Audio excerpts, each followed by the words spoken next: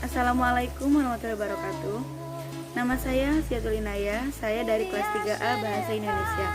Di sini saya akan mempresentasikan tentang silabus. Silabus dapat didefinisikan sebagai garis besar, ringkasan, atau pokok-pokok isi atau materi pelajaran. Silabus adalah salah satu komponen perangkat pembelajaran dari rencana pembelajaran pada satu kelompok mata pelajaran dengan tema tertentu yang mencakup standar kompetisi dasar materi, pembelajaran indikator, alokasi waktu, dan sumber belajar yang dikembangkan setiap satuan pendidik. Yang kedua, manfaat yang dihasilkan dalam pembuatan silabus. Bermanfaat sebagai hal yang utama yang menjadi sumber acuan dalam menyusun rencana pelaksanaan pembelajaran, atau yang bisa kita kenal dengan RPP. Guru lebih mudah memetakan variasi pembelajaran yang akan dituangkan ke dalam RPP. Harus dicapai oleh siswa. Guru lebih mudah dalam merancang bentuk-bentuk penilaian setiap indikator yang akan dicapai.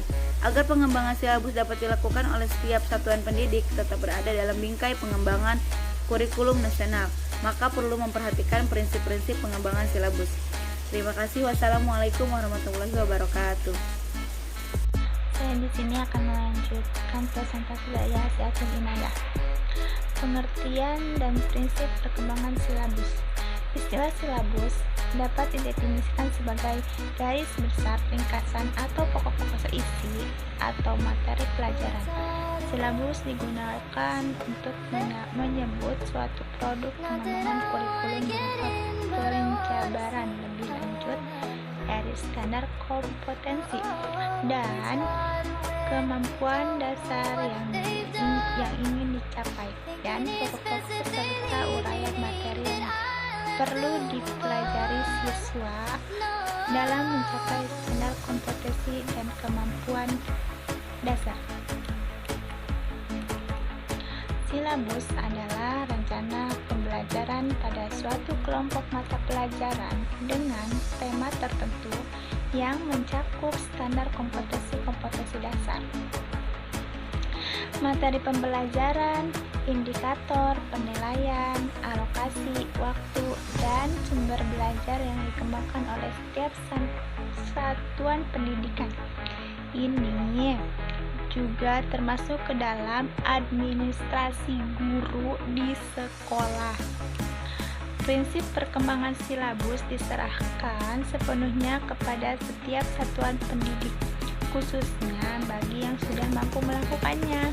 Oleh karena itu, setiap satuan pendidik diberi kebebasan dan keleluasaan dalam mengembangkan silabus sesuai dengan kondisi dan kebutuhan masing-masing, agar pengembangan silabus yang dilakukan oleh setiap satuan pendidikan tetap berada dalam bingkai pengembangan kurikulum nasional.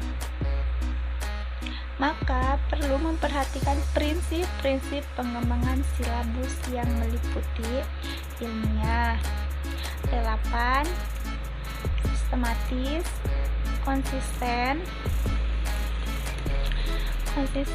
menyeluruh, fleksibel, aktual, memadai. Untuk silabus terbaru yang digunakan saat ini yakni referensi 2017 yang mengedepankan PPK literasi 4C dan HOTS. Itu berlaku untuk jenjang SD, SMA, SMK. Tetapi untuk jenjang PAUD, TK, RA masih menggunakan silabus kurikulum 13 revisi. Mungkin cukup sekian dari kelompok saya. Wassalamualaikum warahmatullahi wabarakatuh.